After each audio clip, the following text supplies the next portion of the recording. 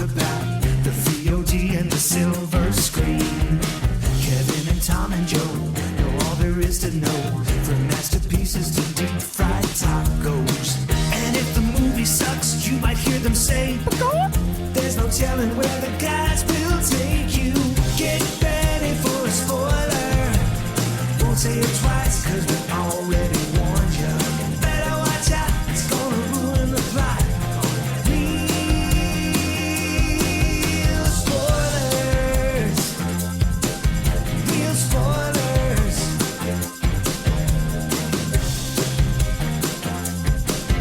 Real spoilers. Broadcasting from the lush but not lavish studios located in the basement of the O'Keefe Institute for Advanced Film Snarkitude, this is Real Spoilers. I had to remember which show I was doing. Episode 767, The Marvelous. The Marvelous sounds like they should be like an all-girl Motown group.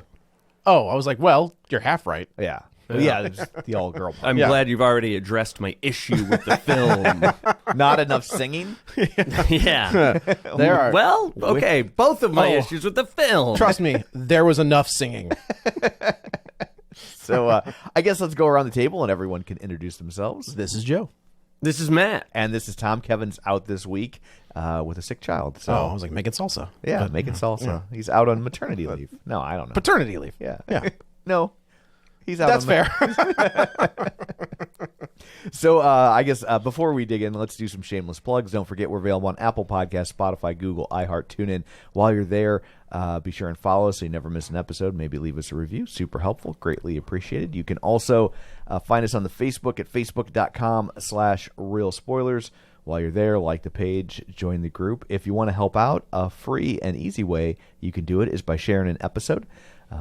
People who were kind enough to share an episode this week include Librarian Cynthia, Jason Weesey, Chris Falls, Tom Dowdy, Julianne Jordan, Gabriel Lugo, Ralph Tribble, Chris Magic Man, Heather Sachs, Taylor Ward, Invasion of the Remake, James Install, The Film Bee, Feel and Film, Spoiler Piece Theater, Ronnie Castle, Geek to Me Radio, Colby Mack, In Session Film, Ryan Terry, Binge Movies, Matt Naglia, Mike, and Oscar, and Nostalgia Cast. So you can also find us on Patreon at patreon.com/Real Spoilers, where for $5 a month, you get all sorts of bonus content. You get even more of Matt. That's right. It's a horror movie podcast. Me and Joe's horror movie. That's right. That's right. And we like you extra. We do. So also you can find us on YouTube at youtube.com/theclipout, where apparently we Clip out? See? Son of a bitch. God dang it. Any chance he gets. Yeah. YouTube.com/Real Spoilers. Yeah.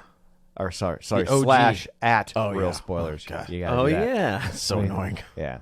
So I heard we had a kerfluffle in our comments. Not really a kerfluffle. It's just I tweeted this morning. I was like, of all the dumb things that I've said on this podcast, never once did I think that saying that Elvis Presley was a pedophile is the one that was going to get me lit up.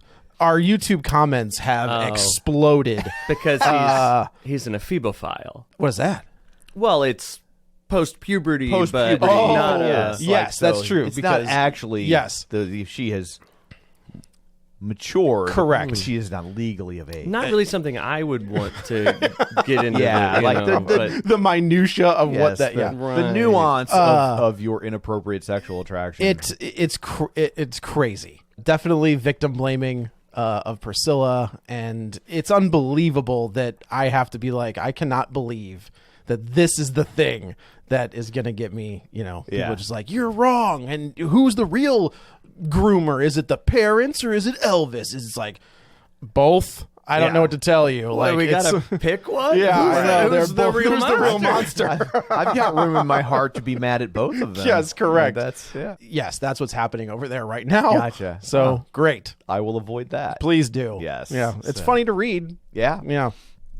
So anyway, I guess there's all that. Let's dig in. I can't remember the last time ever with a Marvel movie where there wasn't, for me at least, some level of excitement. Like going in or watching? Both. Okay. You were on the Quantum Mania episode. Yeah, but those so I don't those understand. but like those first 2 Ant-Man movies are a lot of fun. And Yes, that sure. last one wasn't a lot of fun. Right. It had moments. I like Paul Rudd, and this is the first time I remember being like, well, let's see what they do, I guess. Yeah. And honestly, I was pleasantly surprised. I enjoyed this movie. I liked it a lot. There's a couple beats that are, this is not a perfect film by No. any stretch of the imagination. I think I think Marvel is struggling with it starting to collapse under its own weight.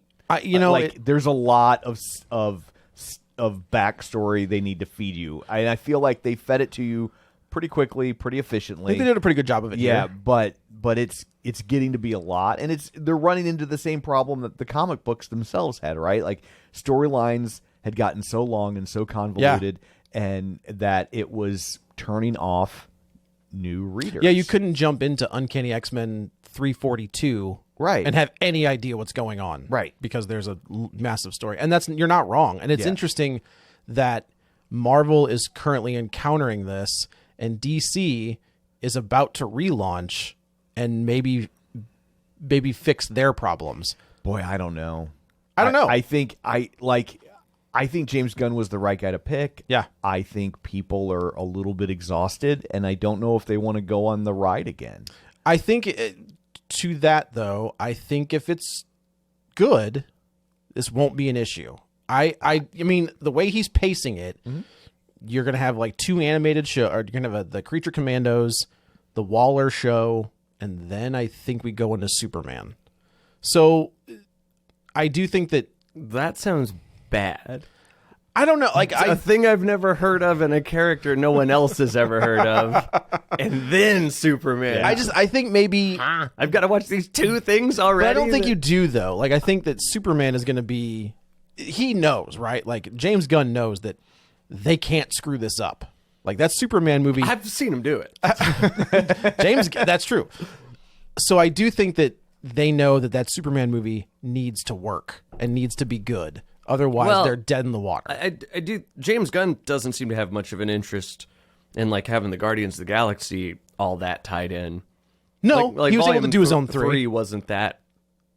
You know, No. maybe had the least ties to everything else I think that's probably of true. any of the later movies. It's the advantage of the cosmic stuff, like this. Like it's yeah. not really tied into, anything So yeah, besides. it seems like maybe he would know to stay away a little bit. Yeah, just do your own thing. But let's throw in the Green Lantern and Metamorpho and Mr. Terrific. It's like, all right, bud, God damn it. Now I, famously, it's my whole thing. You guys have me on this show. I watch 9 movies to prepare.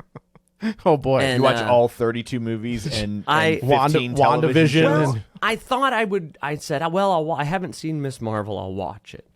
And then I thought, no, I won't. It's a hot take. It's a good story. And I wouldn't have had time anyway. But I did think, well, that I would never go into a movie like this without watching everything. Sure, right? sure. Like, if we're behind on American Horror Story by so am I. a season, but I won't watch the new one until I watch the one before it, even though they're not It's an anthology. It doesn't connected. matter. It can't do it. But I thought, well, that might be My mom, I used to make fun of my mom for that. She would read the paper every day, and they would stack up by her bed. And if she didn't, she would read them in chronological order as if it was a soap opera. So if she fell behind on the news, she would have to read like the paper from 3 days ago, then the paper from 2 days ago. She couldn't just pick up today's paper and move forward. And I'm you'd just say- like, but you've lived in the Yeah, world. right. Oh, did you hear about that? Walter that- Cronkite told us. There's a car crash today on the. Don't tell me! Right. Spoilers. So I was curious, sort of, or maybe perhaps I constructed this idea in my head when I knew I wasn't going to be able to watch it, and wanted to pretend like it was on purpose. Maybe it would be interesting to see one of these movies without. Let's test them Yeah. to see. How did that go? There were definitely moments where I went, "What?" So hold on, what does the band do? Wait, did you watch WandaVision? I did. Okay, I did see okay. WandaVision, but when she took off the band in the end of the movie and was still using her powers, and I'm going like, "What was it? Wait, hold on, wait." So I think because I also didn't. I started Miss Called Marvel. a bangle. What I call it? It's called the quantum band, but she calls it a bangle. They call it a bangle. They do. I like the Bengals. No, they're good. I respect her cultural heritage. That's fair. Unlike you. I'm just saying what they also called it in the movie. And I call it a bangle. The big long bracelet, right? Yes. I think in the show, if I remember right, now spoilers for the show if you haven't seen it, I'm pretty sure she's a mutant. Yes, that's my research is Okay. post movie has led me to believe that So the bangle activated her X gene, and that is correct. But they couldn't call it the X gene forever. Right. And they don't address her being a mutant until like almost the last line of the series. right. Oh, yeah. And Yes. people in the comments and threads and stuff seem to be saying like she just kind of says it at the end. It's not like a big part of the movie, but then the show. But it did make me wonder though why they knew the bad lady wanted the other bangle. Why didn't she just like leave it at home? She doesn't need it. She does anything. It still gives her something though, right? Like it's, I don't know. So I think it's the one that generated the light like discs that she would jump off of and stuff like that. Like the big fists.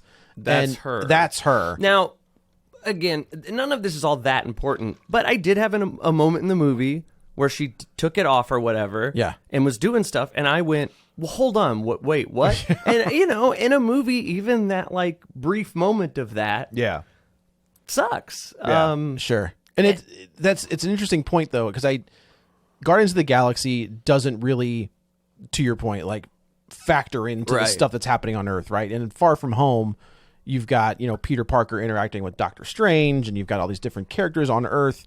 But when you're in space, like that's always been my draw of the cosmic side of Marvel is even when they were doing Civil War, Secret Invasion, like the Guardians of the Galaxy book was still just doing their own thing because it didn't matter.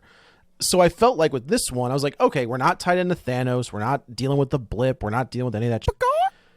But then you do. But then you do. Yeah. Which they work it in there in a way I was like, okay, like that makes sense. I like the way they've worked in the blip throughout these other Right. movies in terms of like people, it would have a very real effect on your life. Sure. Like you can't just be like, oh, it's been 5 years, everybody's back, hooray, happy Right. ending. Like that's not a happy ending. Like, I mean, it's great that your loved ones are back, but there's going to create a lot of problems, right? Like estates have been distributed. Oh, Your yeah, wife right. is now married to somebody else. Right. And like your home is gone. Your Like, kids are 5 years older. yeah, like like there's no getting your house back. You lost your job. Like Yeah. like there would be so many issues. In Monica's case, her mom dies. Her mom dies while she's gone. Yeah. Like, and she totally misses it. Like, yeah. So Monica's thing about Captain Marvel not being around, It was that's insane. Yeah. That is It's one of those tropes that I think we've talked about where it's like, if you just have a conversation where Carol it's like says, they just hey, needed conflict. she's yeah. saying like whole planets of people needed me and I saved their lives, and she's like, Not good enough. I was sad. say, I needed But you. I was sad. I needed my aunt. Like I feel like as an adult woman now, you could understand a little bit. If Monica's 17, 16, I get that argument. Yeah. But at Monica will at say 30, it does also kind of explain why she doesn't pop up during Infinity War until the very end. oh, sure. Yeah. Because Another thing about not seeing Miss Marvel, when they're showing all these flashbacks of Captain Marvel, Carol destroying the Supreme Intelligence. Yeah, I'm like, that was in that show, I guess. But so I don't think think it it was. was. No, she was only in the show for the only time you see her in the show is what you see in the movie is when she just pops Ports up into the room. into her bedroom. That must have been maybe a cutscene because she's wearing the full, like Captain Marvel, the helmet, the whole shebang. So I don't know if maybe that was a cutscene from Captain Marvel, the first one, or if that was filmed for this. Because at the end of that movie, she does say like, "I'm going to," because she fights off Annette Bening, and she said she's going to destroy the whole thing. And then it's weird. So it's weird to be watching a thing and then be like, well, I don't know how much I've missed now. right, yeah. And then another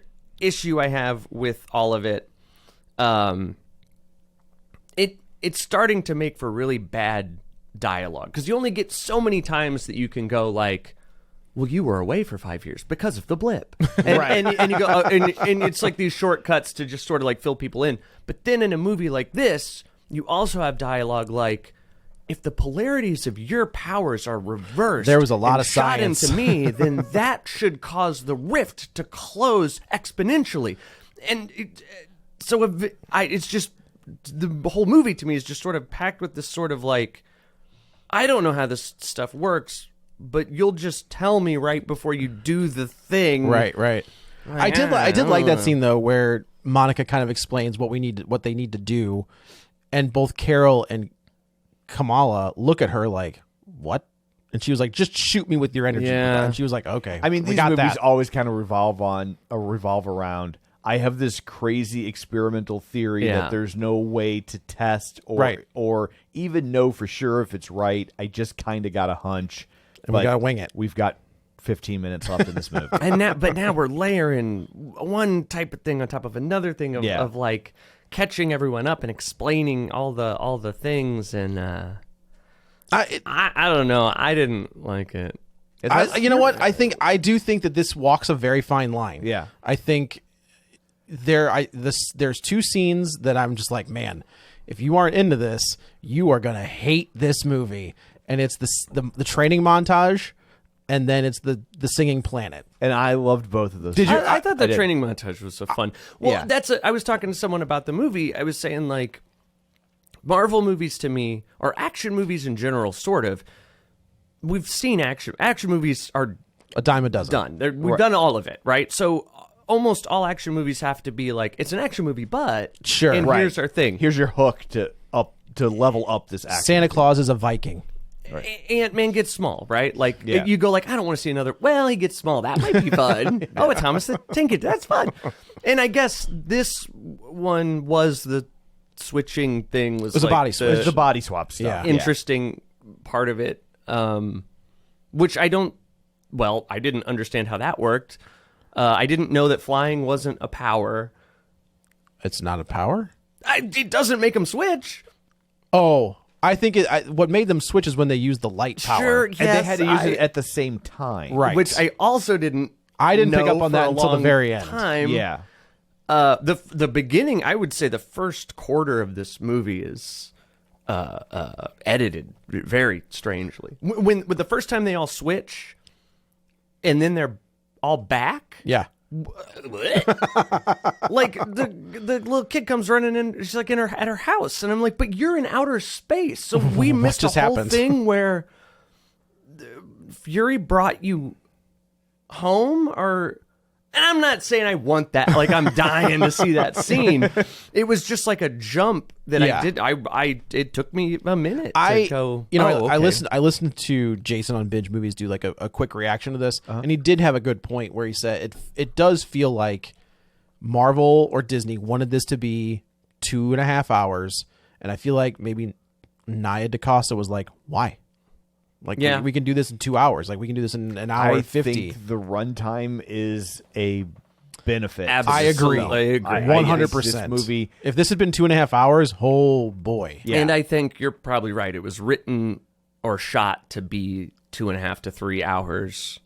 And then, I mean, I think in that case, they made the right call after that. But there was some strange There are some editing, weird cuts. and quick, and just kind of like, you're filling in a lot of space and time. In my head. Yeah. And I will say, one of the things that I think Brie Larson is a fantastic actress. She is, when she's on point, and she is insanely good. This, I feel like she was done a disservice in the first Captain Marvel, because she wasn't given any personality. She was just this badass fighter that never really went anywhere. I think I like the moment in Endgame when Peter's got the Infinity Gauntlet, and he's like, "Hi, I'm Peter," and she has a very tender moment with him where she's like, "Hey, Peter, like, can I have that?" And he was like, "Sure," and she just, and then in this one, I do feel like they gave her something to do. Yeah. They let her be Carol Danvers and vulnerable, but also trying to have like that tough exterior. So like I was into that. Where I was like, okay, this is the character that I've been wanting to see. Right. It just took us For me, this 5 appearances. The to get ultimate there. saving grace of this movie is Kamala Khan. She absolutely is. Kamala Khan is great. Yes. And that actress is doing so much stuff that I don't think is on the page that she's just bringing to it. Sure. Her reaction, like not dialogue, but if you watch her while other things are happening, she is always doing something. I think there's a reason she's the lead in a certain post-credit sequence. For sure. Like she was great. And like I watched Miss Marvel. I liked it. I didn't love it. I thought when it was quirky enough. I liked that stuff and I liked her. When those 2 episodes where they go to India with flashbacks? Yeah, were just a slog for me. Yeah. Like I just didn't care. But in their defense, I'm also a racist. Sure. But I was like, that was a slog. And then when it came back around and back to the present day, I was on board again. And so I thought she was great in this role. Yeah. I worry for it long term because that enthusiasm works because she's new to the world and she's seeing it with fresh eyes. 4 movies from now, I don't know what this character does. She'll be Peter Parker. Yeah. That's what it is. I mean, remember when he first shows up, he's enamored with everything that's happening around him. He's looking up to Tony, and he's the thing with Captain America where he's like, "Hey, big fan. Like, sorry, I didn't mean to do that." But by the time we get to the end of Far From Home, he's a different character. And I've seen this complaint where it's like, is anybody else tired? Like by the end of the movie of her like the hero worship, and it's just like, no. I thought it was cute. I thought it totally made sense. Peter did it to Tony. Yeah. Kate did it to Clint. And you see her starting to establish a non-hero worship relationship with her. Yeah. You know? And I do like that even Carol has a moment where she's like, hey man, I'm really sorry I was kind of to you. Yeah. Like that wasn't fair. And they have that really nice moment. I didn't know what she was talking about. And then I was like, oh, when she was going to get smashed by rocks, and you said, hey, we got to leave. And you were like, hey, don't get smashed. Right. But she was like, we have to save all these people. And Carol had to make the choice of like, you're not going to be able to save all these people. Right. Also, they're not really people.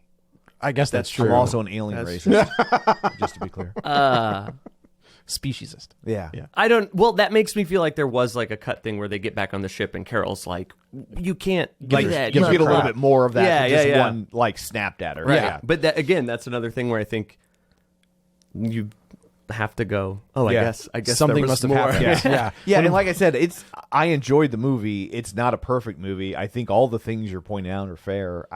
It's one of the better ones they've put out the recently. other stuff outweighed it. I agree. To me, and like the funny beats, the how they escape on the pod, like I do worry. When James Gunn does Guardians of the Galaxy, the first one, there is an influx of James Gunn-ness to the rest of the MCU. I'm a little worried that Taika Waititi has kind of taken that role where I don't think Ragnarok has. So what you're saying is you are in favor of gun control. Absolutely. Big time. Big time. Post that on a Zack Snyder thread. Oh God. You're gonna be a hero. And I think Ragnarok is one of the best ones they've ever done. As far as like the Marvel tier, A+. I think Love and Thunder is a mess. Yeah, and there were things I liked, but absolutely, it did not. It was trying too hard. Yes, it was the Jay Leno of Marvel movies. That's a great point. And the scene, I can appreciate that it's an alien world and you can do whatever you want. There's no rules, right? But I was like, oh God, like please dial back the Taika Waititi in this scene. Now the scene we're talking about is basically what's happened is since Carol has destroyed the Supreme Intelligence, she has basically doomed all of Hala, which is where the Kree live. They have no water. The air is unbreathable. Which, to be fair to Carol, they got into a civil war. Right, she didn't directly do any of that. No, I think by destroying the Supreme Intelligence, they didn't. Oh, I see what you're saying. They didn't know how to like govern themselves, was my understanding, and they got into a civil war, and with they the caused Skrulls. all these. Maybe, or it might have just been with the Kree. With the Kree themselves. I think it was the Skrulls because but if you have a civil war with another country, that's just a war. I guess that's true. I see what you're saying. Civil war It's a is supposed to be. I I mean, all I know is what I learned from that Guns N' Roses song. But I don't want no civil war. It's a good song. Yeah, I like that song. although some days I kind of do. There are times. Yeah, and then I'm like, well, I might be on board. Just as long as We win. Thank you. Yeah. God forbid the other way wins. Oof, goodness. So basically, what the new accuser, which I'm almost positive that this woman and Lee Pace, who played Ronan the Accuser, are like a couple in real life. So I do think that's kind of funny that they're both like, yeah, I'll take that hammer with the not Power Stone in it. So she is going after planets and people that Carol values, right? So she goes after the world where the Skrulls have set up life. And I feel like every time we see the Skrulls, I'm just like, well, there's 3 million more dead. Like, how many more of these poor bastards are we going to lose? Well, and they're saying, like, we have nowhere else to go or whatever. And it truly looks like we're down to 150. Maybe. Maybe. I don't know. And yeah, I watched 75 of them get smashed by rocks. I'm saying. So. There's Secret Invasion, which has even more Skrulls in it, which I did actually really like. That was a fun little, like, Marvel show that wasn't really tied into anything. Yeah. But I did like this part where Tessa Thompson shows up, as we know that she is now the king, I think she is the king of Asgard. And there's a moment in this where it's like, you are right there. You're right there hinting at the relationship between Monica Rambeau's mom and Carol. Yeah, I really thought that they were going to solidify and that. then with Valkyrie and Carol, and I was like, that they're a couple. Friends or roommates? Or what? Totally roommates. Best friends. Yeah, Cool. BFFs. Like Laverne and Shirley. Like Love Laverne that. and Shirley. I love that. Yeah. And it's a part of me says, you don't need to hammer it home, but another part of me is like, confirm it. Right. Just Right. do it. You Well, know? do it the way you would have done it with a heterosexual relationship. Yeah. Right. Yeah. Like, and if you're saying that Valkyrie and Carol are this on again, off again thing because Valkyrie has a kingdom to worry about, Carol's off in space, I'm cool with that. But just do it. Don't hint around it, just do it. Because that's the cowardly thing of like, if you want to see it, we'll let you do it. Right. But if you don't want to see it, that's fine too. That's fine too. Yeah. Good people on both sides. Right. Yeah, like that was fun 30 years ago. Yeah. When that felt edgy. Right. That Right. to even flirt with the concept, but now it just feels cowardly. It does. I agree.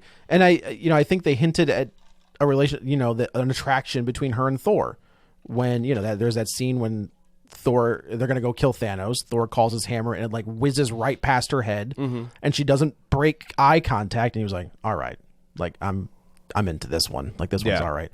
So the Kree end up taking out this planet and we find out that what they're doing is they're siphoning off one specific resource per planet. So they siphon off like the air, I guess, which was like water and fire. Okay, I can get behind that, but I'm like, how do you siphon off air? I don't know. I guess There's a giant balloon.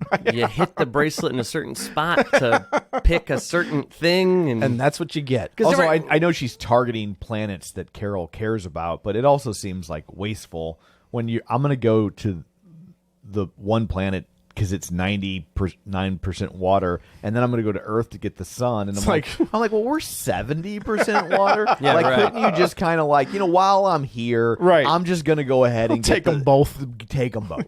Right. This is not a complaint of the movie, but I was thinking, well, if that planet's 90% water, how big is Hala?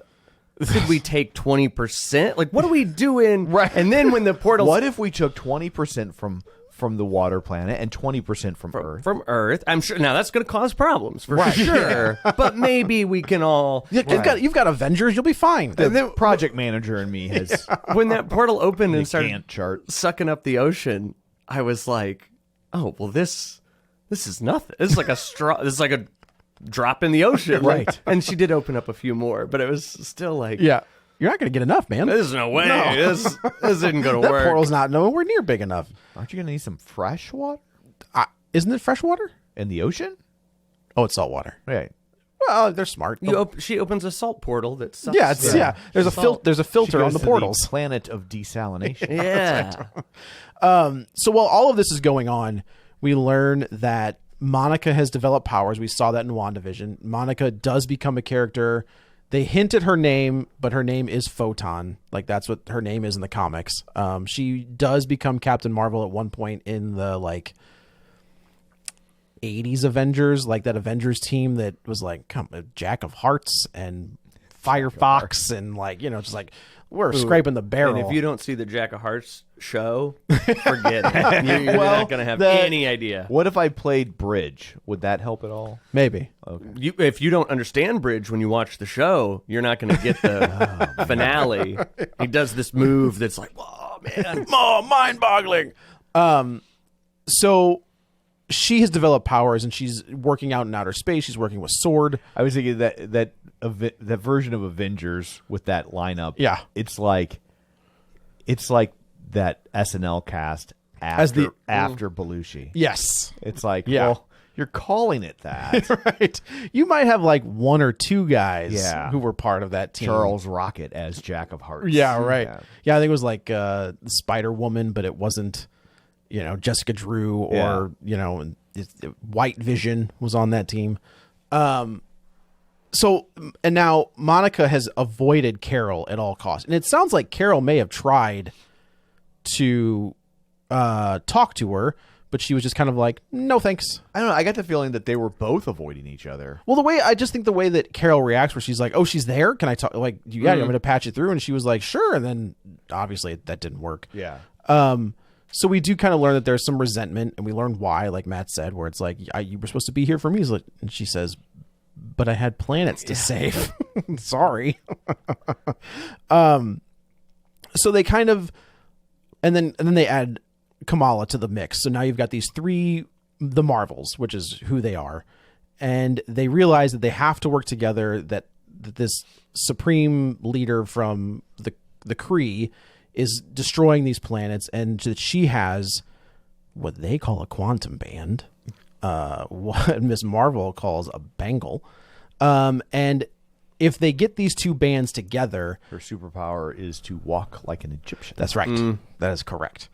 If these two bands come together, basically the Kree win. Like, there's nothing that's going to stop them. It's kind of the Infinity nothing's Gauntlet. Going to stop them now is Jefferson Starship. Oh, I was like, Yeah, Queen. that's not Bangles. That can't stop me now, but Yeah. it's close enough. Just blow your mind right there. So, and this does become a little bit of a stripped down Marvel movie where it's just characters. Like, we're just dealing with Carol and Monica and everybody's feelings with each other.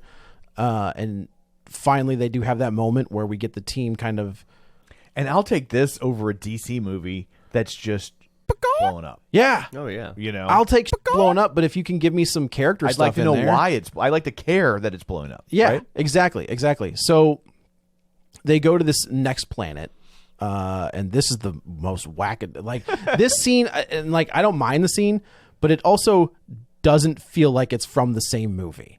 Like, up until this point, not that we've been grounded, but not this wacky. I definitely think it in this movie, in the world they've set up in this movie, the singing planet makes you go, how would that work? How do they, what, you know, Yes. I mean, like in a musical, when they start the song, you don't think, Right. well, how do they all know this song? It's a musical. I know how it works, but this isn't that. This is how they talk. So for a second, yeah, I'm It going. was like it was all of a sudden it became Schmigadoon, which is wonderful. Maybe, if man. you haven't seen. I don't know what that is, but probably.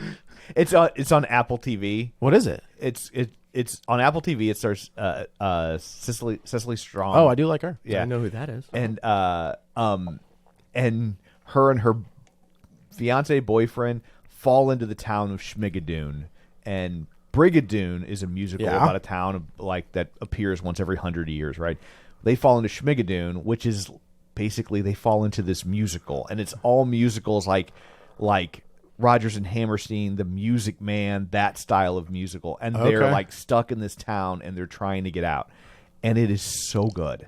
So good. Now we're on season 2 right now called Schmicago, which has been good but not as good. But, Sure. But Schmigadoon is really funny.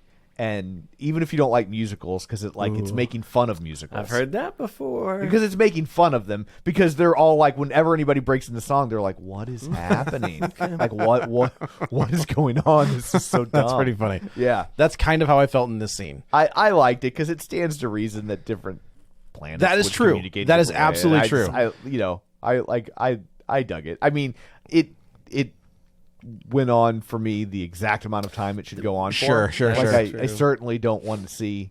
They didn't leave me with like, oh, I wish I had 10 more minutes on this planet. I heard saying he's bilingual, leaving it at that was Perfect. excellent choice. I absolutely agree. Yeah. And that does make me feel like when they're writing the script, they have a part where they're singing back and forth and they're like trying to figure it out and being like, you know what if just like Yeah. In the writer's room, he's bilingual. That's Oh, great. right. Yeah, Perfect. let's do that. Let's do that. Yeah, excellent idea. So she goes to this planet and she does kind of have a moment where she's like, "Look, I'm somewhat of a celebrity on this planet," and I do like that Kamala's like, "You're a celebrity everywhere," and she's like, "Yeah, but this is a little bit different." And we find out that she helped the prince of this planet out by she married him. And now she's the princess of this planet. I do like that the uniform changed. I like the star is bigger. I like the new look of the uniform. So there is this massive musical number, and I mean, like, May I complain? yeah. What we're here for. Yeah. Okay. All right. So the humor in this film disgusts me. Oh Wow. That's a bold oh statement. man. Hate it.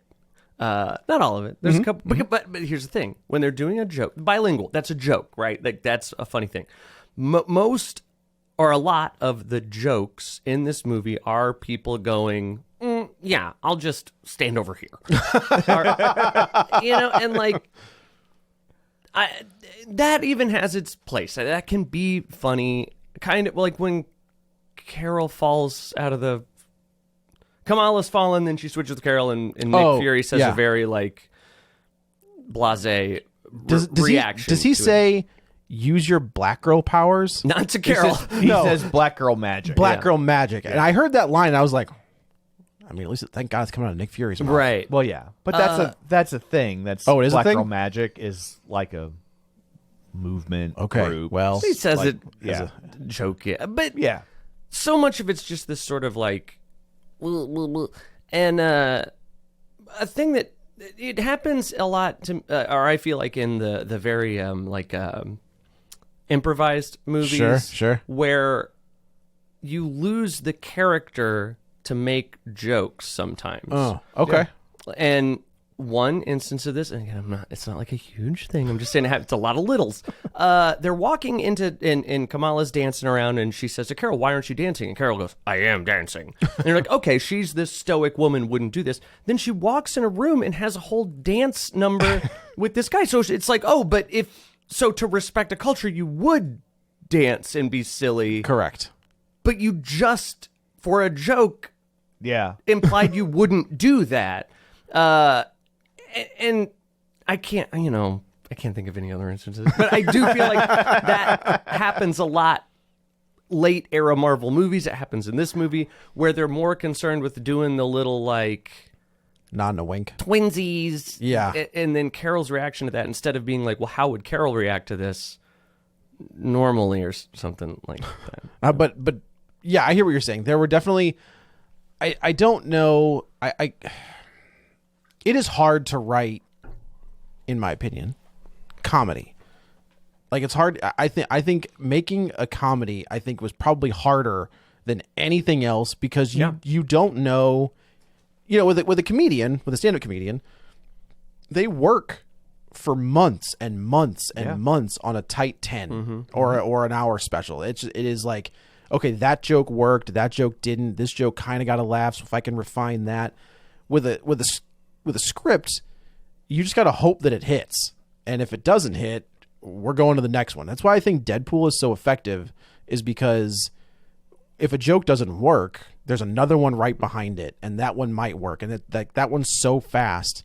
So I do think that it's hard to make a comedy work when your character, especially like with Captain Marvel, where this entire time we've seen her, she is this stoic, badass pilot, and that's to me not Carol. Like the Carol that I read in the comics does have a softer side. She has friends, like she's friends with She-Hulk or Spider-Woman, like she's got friends that pop up all the time, and she has this softer side. And when you have to switch that character real fast to make her not the asshole to this 16-year-old girl, I do think that could be a little tough. And it feels a lot of the time to me like they're going to get to the other side, and then 5 minutes later they're going, well, to get to the other side. Like, you did this joke. Why are you doing this again? Yeah, they're living very much scene to scene sometimes. And you did this in Ragnarok already. You've done this joke like so many. I mean, you're right that was Peter Parker's whole thing. I'm a fanboy, and clearly we're supposed to have watched all of these movies. I think Kate Bishop was the same way. Kate Bishop, when she meets Hawkeye, is like nerding out over Clint Barton. Again, I mean, I am being nitpicky, and like obviously characters are going to share traits, but well, no, I'm saying like I don't think you can complain about not you. Oh, I can go, buddy. Yeah. Challenge accepted. I just don't. I think the complaint about Kamala fangirling over Carol is ridiculous, because you didn't complain about it when Peter did it. You didn't complain about it when Kate did it. So why is this any different? They're basically, they realize that they've lost the Kree show up to this water world, and Carol thinking she can do it on her own fails, and they destroy this. They destroy this planet. I guess this planet dies. I guess they're done for. They blow this one up, and this is where Carol and Monica kind of have their heart to heart, where she's just like, you left us, you left me, you never came back after Mom died, yada yada yada. And I do like that they use the mind meld to to finally, like, it's basically the conversation that they needed to have, where it's like, the reason you stayed behind is because I killed the Supreme Intelligence. I destroyed this planet, and I've been trying to fix it ever since. I just never came back. I also did. Adding that layer that it was because of this specific mistake I made. Right. Whatever. I didn't. I mean, I was fine with it. You had a bunch of work to do, and you couldn't focus on your personal relationships. Right. She's a workaholic. But I guess that makes it more streamlined. To then Monica. I think it keeps it in the Captain Marvel world, and in this particular film, right? Yeah, like, sure. That's why she's still so focused on what we're doing right now. Right. Yeah. Right. So they do get their new suits. I dig the way they all look. I think they're all pretty comic accurate, which is a thing for me. Like, as you know, I can accept the fact that Thor can't look like the comic version of Thor or Captain America, but these costumes can. Like the Captain Marvel suit is pretty accurate, and the photon suit is also pretty accurate. So they realize that the next place they're going to go is Earth, because they need the sun, and they're going to take Earth's sun. So they devise this plan. There's this whole subplot. It won't be real stakes for film goers unless it's happening. It's happening to them, happening to our planet. Yeah. So there's this whole subplot where Nick Fury is on this space station with Kamala's parents and her brother, which again, MVPs of the movie. I think the family's great. I was really surprised that they were featured as much as they were. Yeah. I really thought when we saw them at the beginning, I was like, oh, okay, this is kind of looping in from the show, and they're going to go away and we won't see them again. Oh, can I complain about something? Absolutely. Another problem I'm starting to have with Marvel films is the sort of like, look, again, I get it, right? How strong are these people? How vulnerable are these people? You got to kind of be flexible with it. But Captain Marvel's punching these guys, right? Captain Marvel went toe-to-toe with Thanos. And she's punching these dudes on this ship and not blowing their heads up. It's a fight. It's pretty easy for her. But then they get transported to Kamala Khan's house. Yeah. And at one point, I believe her mom is holding him down with a mop. Yes. Well, this cannot be. That's true. Yeah, it's very that is a comedic beat where it's like, I think what would have been For the funny joke, Yeah. they will just calm down, Matt. This is normally what I do. I know, yeah. they will let the reality of their world that they've built sort of drift apart. Yeah. So they can do this funny thing where she's holding them down with a mop. I That's think the joke would have been funnier for me if she puts the mop like in his face and he's just like, "What are you doing?" Like this is, and then just kind of swats and then it they away. do right after that or before it or whatever. They do a thing where one of them like hits him with something, and he like does the like turn like that didn't even affect like me. like a vase or It's something. like now we're doing both things. Right. Like which thing is the thing? That's a good I point, think though. what they don't tell you is that for this species, like mops are like their kryptonite. See, that's all you have. See, If you Oh, had it's read like- if you had read issue 374, Oh. yeah, It's in the show. of It's in the Avenger show. of Avengers West Coast. right? Yeah. You would know West these Coast things. Avengers. It's similar to Unbreakable water. Right. The water in the mop. That's right. Yeah. It's all. My It's all God. it takes. Like if you're not going to Drowns put in them in the a puddle. effort, don't go see these movies. Yeah. Like I'm you sorry. need to. I'm sorry. I'm sorry. You're right. Then the information is out there. You just got to find Right. it. Yeah. You just got to find it. Yeah. So now our heroes are back on Earth. They have to. I should say there's a subplot where they're on the space station, and Nick Fury and the other like people that work for SWORD are finding these little pods. And initially, I was like, well, what the hell could that be? Like, Yeah. I don't even like. Okay, so we're dealing with like space time and alternate dimension. Like, what if? I was thinking of like what was that? Was it the Cloverfield paradox? Where like they're on that ship and the ship keeps like mutating around them. I don't know. I think that's what that is. Sure. And I was Let's like, say okay, that's what it is. space time, like the ship is being mutated, whatever. Well, it turns out that cat from the first movie has been laying eggs, and it's all these Flurkin. Thank you. All these Flurkin kittens, and it's a plot point that I think is really smart and pretty funny. Yeah. Where they realize that now that the Kree have shown up and they've taken out all of the electrical systems, they have to get off the space station, but they're down to like 2 shuttles and they don't know what to do. And they realize that the Flarkin, with the big tongue and the mouth, can eat everybody on the space station, and then they can put the cats into the pods. And I was like, their kitty stomachs are little TARDISes. yes. And I go, as I'm watching it, I was like, this is hilarious. I love this. I like think this is I- great. And I love the fact that like the Flarkin wasn't just introduced at the beginning of the movie to solve this problem. Right. Like this is a character, a creature that's been around for years now. Right. Yes. And it's been Gave Nick Fury a scar. Yeah, Yeah. and that they figured they used this pre-existing power that Right. they have to solve this hyper-specific problem. They didn't write it backwards. Sure. Here's the problem. Let's create a solution and then set it up in the first act. This has been around for years, and they just kind of thought, it'd be fun. We could do this with it, and I like that a lot. I think those eggs or whatever, it was one of the weird editing things. They show up so late in the movie. Oh, yeah. That you're like, you think, well, this is from, and maybe you're supposed to, I don't know, but think that it's from the Kree or something. Like if they had a thing pretty early, Nick Fury's going, did you figure out what's up with those Well, eggs? they do at one point. They find that one, and then all of a sudden they start like pinging all over the station. Right. And I was like, well, what, are they bombs? But that's like, it already felt like too late. It was late. to introduce a B plot thing. the Flarkin lays weird. Just felt weird. Viscous eggs. Just a weird like movie language of like, well, if it's showing up now, this must be Oh, I see what you're saying.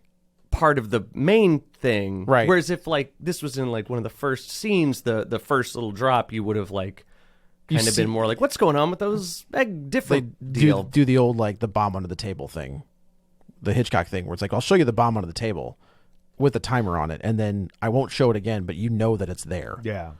Yeah. Yeah. Thanks. Although, now being like Matt, you got to ask, well, how come we haven't ever seen That's true. these eggs before? Correct. Right? I mean, this cat's been around Right. since the 90s. Right. So I do like where Carol shows up on the thing and she's like, so we're literally hurting cats, and he's like, yes. I was like, all right, and I was fine with it. Yeah. So they get the cats all in the pods, and they take the pods take off, and this is where our heroes kind of realize we've got to work together. She's got one of the bands. You've got one of the bands. So they have a pretty good fight sequence where they the band all together. get the bands together.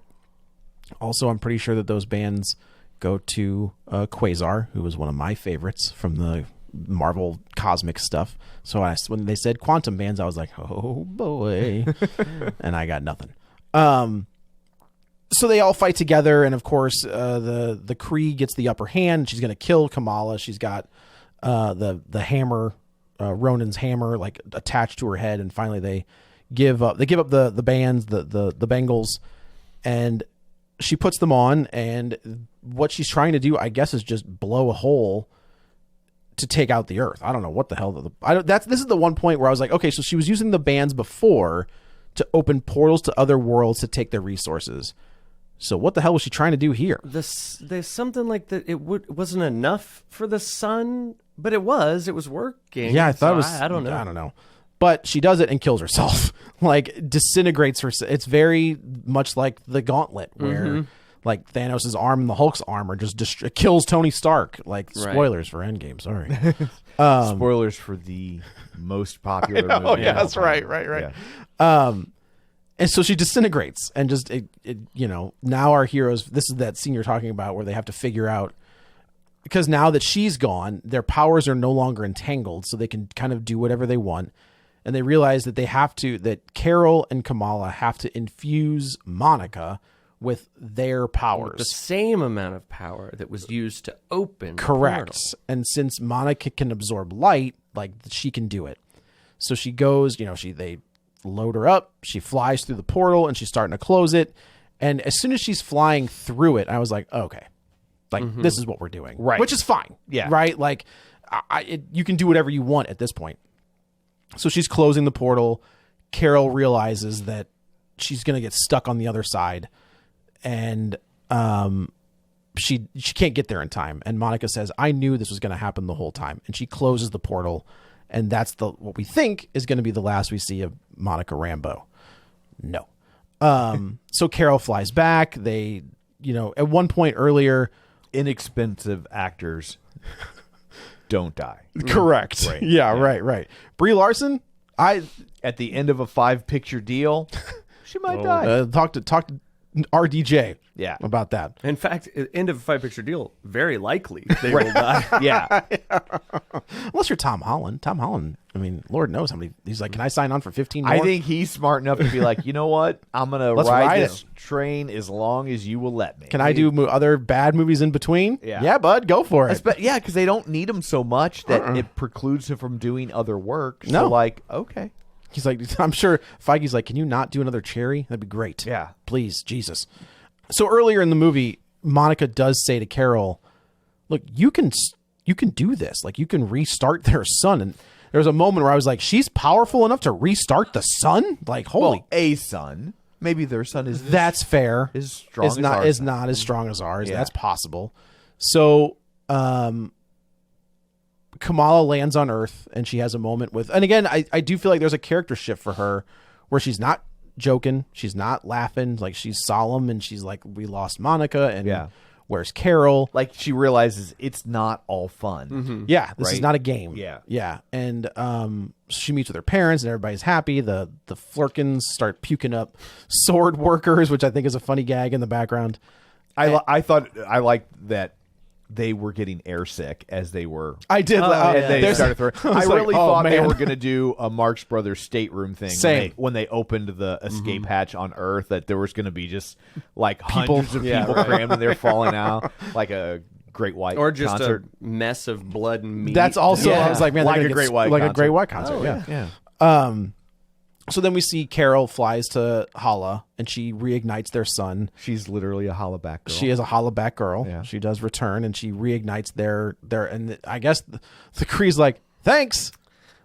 I guess we're good. I've got. Thanks for finally thinking of that. Yeah, really. Like, you could have just done that. You've been making us breathe this toxic air for the last 10 years. Yeah. Okay. Thanks, Carol. This part I might full on complain and say is bad. Like I think that she goes, Monica's like, you could probably restart it. She's like, well, I've never tried that before. Hey, where the hell have you been? Sounds hard. I don't know. That's like that scene in Happy Gilmore. He's like, where are you on that one, jackass? Sometimes you just don't think of certain things, you know? That's true. I was going to get the car washed yesterday. And I was like, oh, I want a soda. And I was like, and I normally just pour soda in a cup like you got right here. Mm-hmm. Right. And I was like, oh, if I pour soda from the 2-liter in the cup, then now when I go to clean the car, there's going to be a cup in the car, or I'm going to have to take the cup out of the car. I just won't take a soda. On my way back from getting the car clean, I'm like, I have cans of soda. Why did I not grab a can of soda? You need a Monica Rambeau in your life. Right. That's I true. do. Yeah. So I'm like, so when she like totally brain farts, like I have the power to restart a sun. I get it. Whoops. I get it. But Carol, one of your powers is creating water for a planet. Oh God, Son of a bee. You're right. Why didn't I think about that?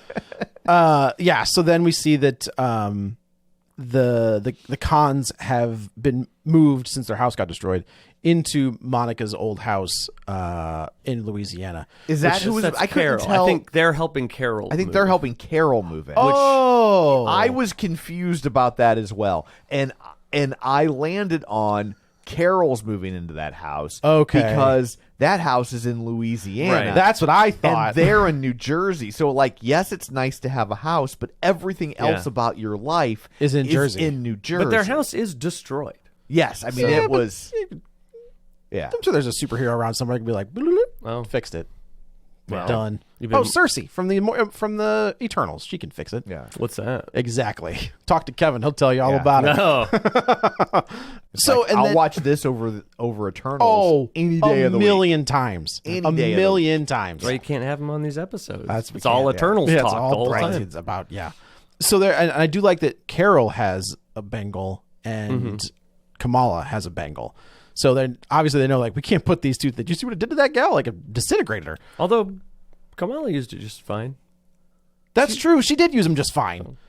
Maybe Well, it's all doesn't it about- end with her having both? She's got them both now. I thought. No, Carol's got, when they're sitting in the airplane Yeah. at the very end, Carol's got one and she's got, and okay. Kamala's got one. I don't know why. Yeah. Nobody does.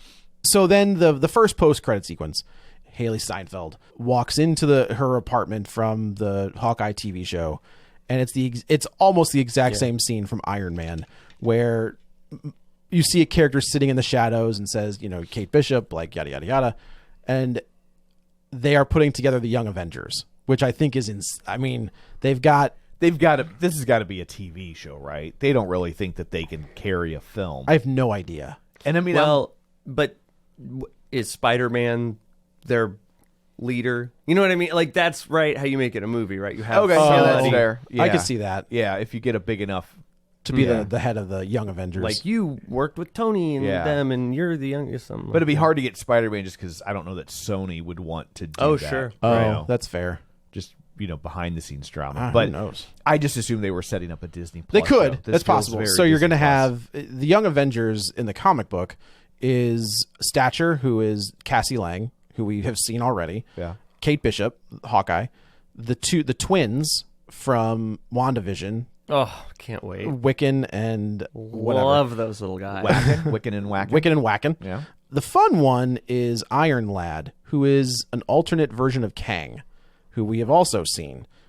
We may not see Jonathan Majors anymore, but that the Kang character, Yeah. I don't know.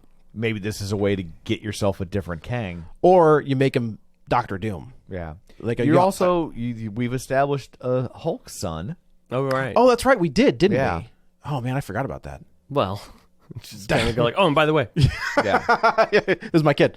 Also, I'm trying to think who else is on that team. It's did anybody watch Falcon and the Winter Soldier? Yeah. Okay, so That was good. The original captain, the old black oh, dude, right. Yeah. his grandson is the Patriot, who that's was right, also yeah. part of the Young But Avengers. they'll do Ironheart, right? Like that's They have to. Yeah, she would absolutely be on that team. So they are setting that up. And then like I think Vision was like their leader, kind of like their mentor, I think. I'd have to, oh yeah. That- Where's that- he been? That might be a problem.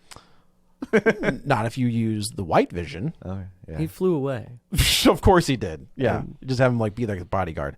And I think that's fun. Like I think Haley Steinfeld is great. I think she's great in that character. I liked when she was like putting together a team of kids or whatever. She's like, I'm 23. Yeah. She's like, where did you get that thing? She's like, they left it on my couch. Well, I was looking at ages. Like, I think Tom Hiddleston was like 29 in the first Thor. Oh, was he really? Was he? That's something I read. Look, I read it was a little bit, but like, right, these young Avengers. I mean, it's going to be 3-4 years before they right. Which it's movies. You act a little younger, but it is funny that it's like, well, they weren't like old, Right.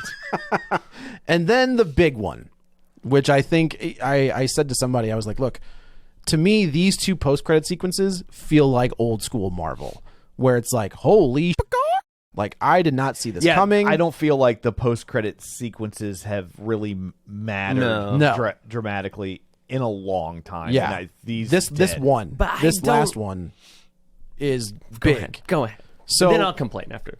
There's we appreciate your patience. So Monica wakes up in a hospital room and we know that she's in a different reality. We know that because she was on the other side of that. Because they said she's in a differerent reality. She's on a different side of that wall. Yeah, right. So she turns to her side and there's the actress that plays her mom. And I meant to say earlier, there's a great line that references Doctor Strange where Carol says to Monica's mom, she's like, it shouldn't have been me. Like, you should have been Captain Marvel. And then we see in the Multiverse of Madness, she is Captain Marvel. right. Which I was like, okay, that's kind of fun. Like, that's a good little throwback. Well, in this one, we see her again, and she's sitting there, and Monica snaps up, and she's like, Mom, oh my God, I can't believe I missed you so much. And the woman is just like, what are you talking about? Like, what's going on? Who are you? And then you hear a very distinct voice from the background, and the camera pans, and there's Beast. Not in makeup, which is okay because the CG was pretty good. Voiced by Kelsey Grammer. So the X-Men are here in some form. I guess. I mean, we already saw Professor X in Multiverse of Madness. But that was like in a multiverse. Of course, but I this guess also is too, this right? is as well. Yeah. Yeah. As far as I can tell, this is a universe where it's like Roger Rabbit or something, where cartoons exist in the real world. Right. It really feels like this is designed for them to make X-Men movies, but not pull them into the MCU. But that's... I guess that's what I'm saying. Is that to me, this doesn't mean anything because it totally can just be could just go away. Whatever. To me, it's the X-Men are here in some form, right? We're gonna have Deadpool later this year. Isn't that multiverse? I don't know. I feel like the Professor X thing and this thing are literally the same meaning. Until they're not, but like right now, there's nothing to take away from it other than the X-Men exist in other. I guess the difference is that we're leaving a character from the MCU in this world, so they have to interact with this again. There's connective tissue in a way where Multiverse of Madness was more like in a world of infinite possibilities. Sure. There's a thing over here that looks like this. Where now we've taken a character from this world and put it in that world, and those people are dead, and we haven't addressed what happens to her. So surely in another film, we're gonna get the X-Men potentially. But I also think that you're not wrong that if they decide to never go back to this again, I think that's true. If they never reference it again, they have not truly set a plan in motion in the same way that like Nick Fury and Captain America and did. I don't love the idea that the X-Men would be from a different universe. Agreed. That's weird. I really thought this was going to be bringing the X-Men in, that they were going to bring in a whole new group of actors to play them. I did as well. Yeah, for sure. Sorry, Kevin. They've themselves with Wolverine. Yeah, they had an opportunity to cast somebody else as Wolverine, and they didn't do it. And they've got Hugh Jackman coming back, which I get, and I think absolutely get it. And I think what's going on is they're seeing diminishing returns on these movies. Oh, sure. And so they're like, look, we've got nostalgia over here. So Yeah. what happens if we take the actors you love as these characters, but actually, hopefully, put them in good movies? Yeah. And I guess, right, it could be that Beast contacts the MCU. Which Beast if it's and if it's anybody in Marvel, it's Beast, right? Right, Beast right. or Reed Richards or like those that character. If they're going to focus on Hank McCoy, he's the one that's going to do it, right? He's the smartest of all of them. So I could see him being like, I got to reach out to that version of Hank But McCoy. I also think maybe it's just as simple as Kevin Feige wants to pull those movies in because that's where he cut his teeth. That's true, but You I know? will say He wants that to be part of his MCU legacy as well. maybe don't do that. I don't. There's I'm there's not more interested. misses than hits in those. Yeah, I mean, X-Men there are movies. some that are really good, and there are some that are not good Right. at all. I am, and this is a personal thing, and I think you're right that nostalgia is more powerful than people that wanting to see new things, right? But I don't. I'm much more interested in like going to see a movie and seeing like, oh, what's the new Wolverine gonna be like? I don't rather disagree than with seeing you. Hugh Jackman in a thing that feels like it doesn't matter, Right. But we Like, don't know yet. Yeah, no, I guess I'm saying like if they make a new Wolverine movie with Hugh Jackman and he's getting pulled into this, now it just all feels. I've liked that up until this point because people have said like, well, now anyone can die and they'll just pull in another version. Right, they right. haven't really done that, right? It's been like No, they haven't. That's true. They've You're- resisted that. Loki's maybe the only one. I mean, that's a different It's a different timeline. guy, but like they've been clear about that. And Yeah. so in with WandaVision? what was it? Oh, Gamora. Oh, sure. Very like no, we're not just pulling in another Gamora. She's dead. This is a different person. Yeah. Um.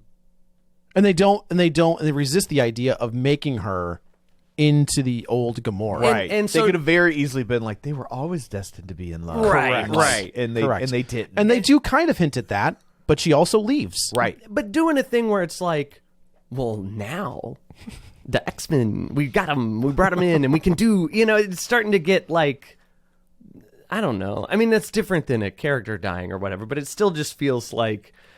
Well, this won't even be their world. That what stakes did they like True. when Ant-Man goes to Quantumania? I'm like, I don't care what happens. Kill the water world. Yeah. But I also the other thing is we see that her mom is binary. Is some lady in a suit? Binary is Carol Danvers after she like loses her Yeah. powers in the comic books. She's wearing the right costume. It's so funny when she stands up in that suit, And they make it- I, as a guy who I feel like I know a little bit about comic stuff, I'm going. I don't know. I know. Crystal at the end of these, I was like, now who's that? And it's gotten to the point where I'm like, honey, I have no idea. That anymore. They've gone through the tiers of superheroes that I know. Yeah. And like Yeah. at this point, like I need like the who's who manual. That's fair. To Yeah. know Because I what even I'm seeing. like the Peter Quill helmet. I knew that. Yeah. I didn't read any Guardians of the Galaxy, but I was like, one of my okay, favorites. I I've love it seen so that. much. I've seen that. This thing, I'm like, oh boy, It's not Storm, but I. Well, that was I gotta tell you, that was I thought I got spoiled because somebody posted like a screen grab of what I thought was someone walking across screen in the white Storm Right. outfit, and I was like, oh damn it, I didn't. And then I gotta tell you though, I think Kelsey Grammer as Beast is one of the best casting choices they ever did, and hearing his voice again in that that look, that's not that outfit because that's CG, but Yeah. There is a thing too of just like, how many movies are you gonna get out of Kelsey? Grammer? Yeah, like another reason to recast is it's cheaper. yeah. Well, you had Nicholas Holt. and you can lock them in. Yeah, right. You had Nicholas Holt as the young Beast. I mean, if But you're don't do that either. Don't do that either. but if you're gonna do a CG Beast and he's just doing voice work, Yeah. I mean, you do that shit over the phone. Yeah, and you Yeah. probably only have to pay him like a third. Yeah, right. You know? But I also wonder, like, okay, if this is the road we're going down, who is our Charles Xavier? Yeah, Sure. that's a good question. You know, because they've got two of them. And the one is real old. Yeah, and I mean, he seems to be in great health. Yeah. But, like, same thing with Magneto, right? Like, where You like, got two of which- them. Which one you picking? Yeah. Fassbender.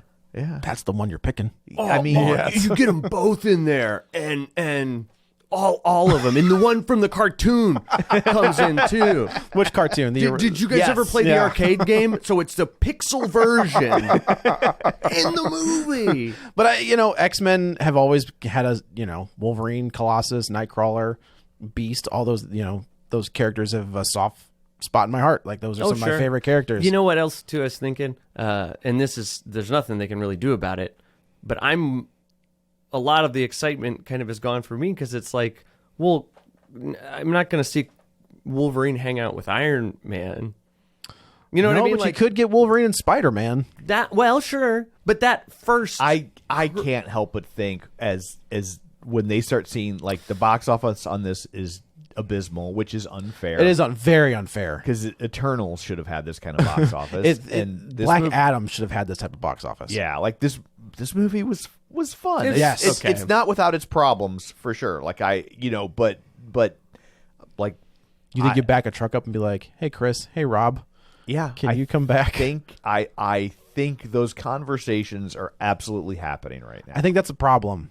Yeah. As much as I think Chris Evans, it would right the ship, but it's a short-term fix. Yeah. I think one of the things that DC Comics has always done, but Marvel never really did, is they built up the legacy character. Mm-hmm. So you have Wildcat 1, Wildcat 2, different iterations. You have different guys that can wear the cowl.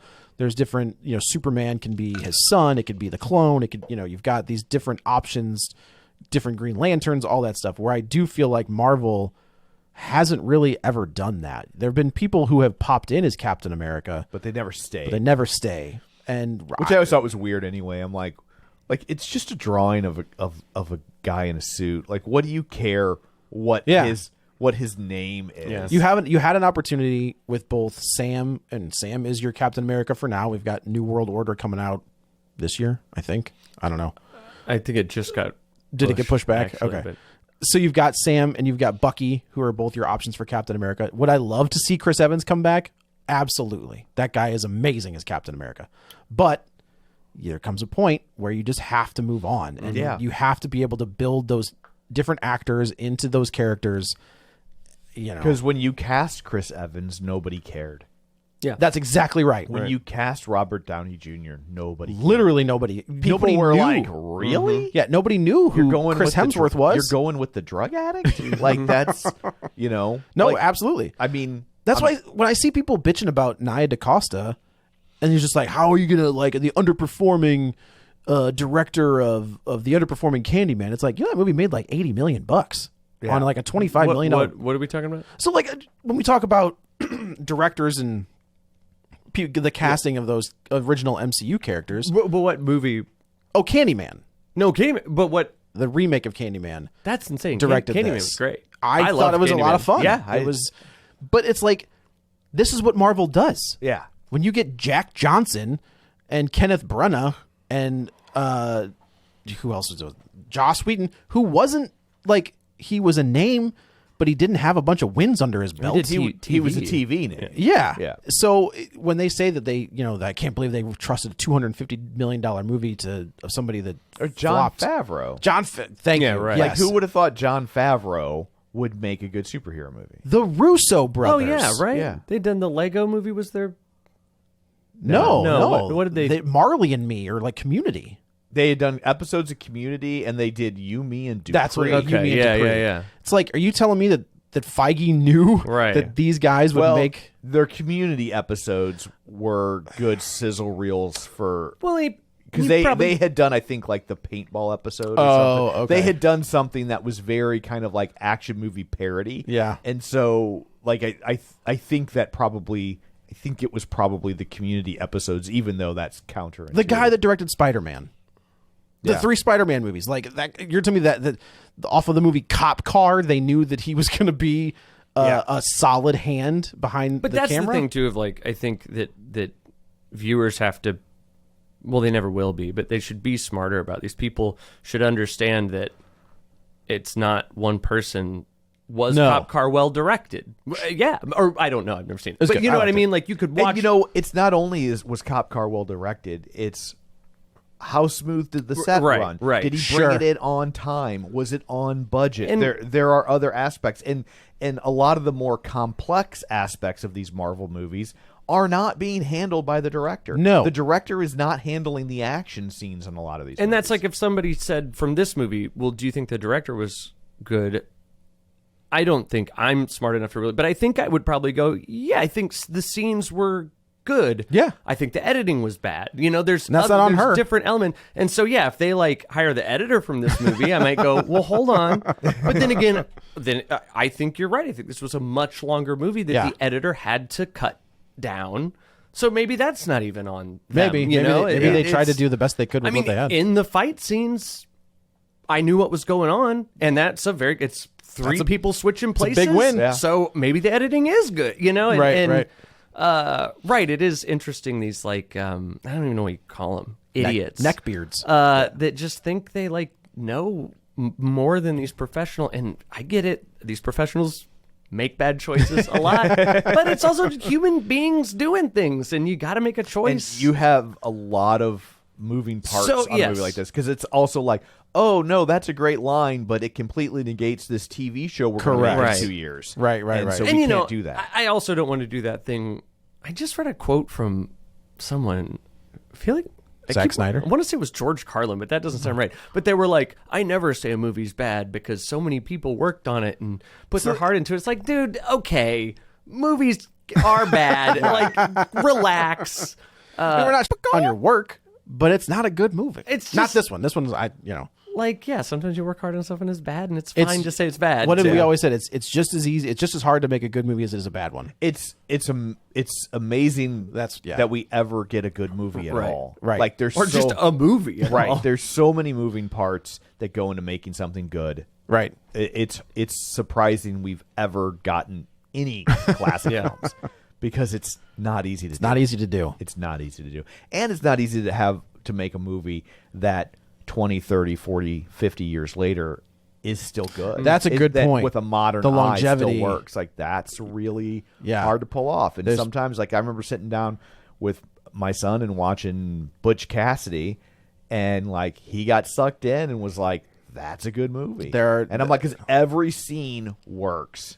You know what I mean? It's almost like a series of mini films, and The Sting is the same way. yeah, absolutely. Every line of dialogue is great. You're hooked in. Yeah, and you're just immediately sucked in, and it never lets you Man, go. we watched Strangers on a Train. Yeah. not So too long wonderful. ago. So wonderful. And it's so funny how a wipe will happen or something that dates it. Oh. And you go, oh yeah, this is before they knew that looks dumb or whatever. Yeah. Because that's a great movie. fantastic movie. And fairly unique still, I guess. I don't know. It's interesting to see great ideas and innovations people had that haven't been copied and copied and copied and copied. Sure. It's been To copied death. at least once. Sure. But I mean, I throw Mama from the train. Yeah, right. Is Strangers on a Train. That's so strange. I don't know. It's just such a. But yeah, it's not an idea that's been beaten to death. For Right. such a high concept. Yeah. Yeah. Well, anyway, I guess that's it for this one. Let's go around the table, and everyone can say where to find them. This is Joe. You can follow me on the Twitter at JoeyButts, BUTTS21, and on Letterboxd at the same. This is Matt. You can find me at. I comment on Joe's letterbox, so just look in the that's right. comments That's of right. that, Yeah. and you'll find kind of what I think I about love what it. he thinks. I love it. And this is Tom. You can find me on Twitter at Roger Kubert, or on Facebook at facebook.com/Tom O'Keefe. So this is, you can find the show online, facebook.com/Real Spoilers. While you're there, the like clip the out. page. The clip out. The clip out. Also, while That one you're doesn't there, need any press. Stop. That one. like the page, join the group, do all the things. So anyway, that's it for this one. Thanks for tuning in. And until next time, Patty and Canoe make up.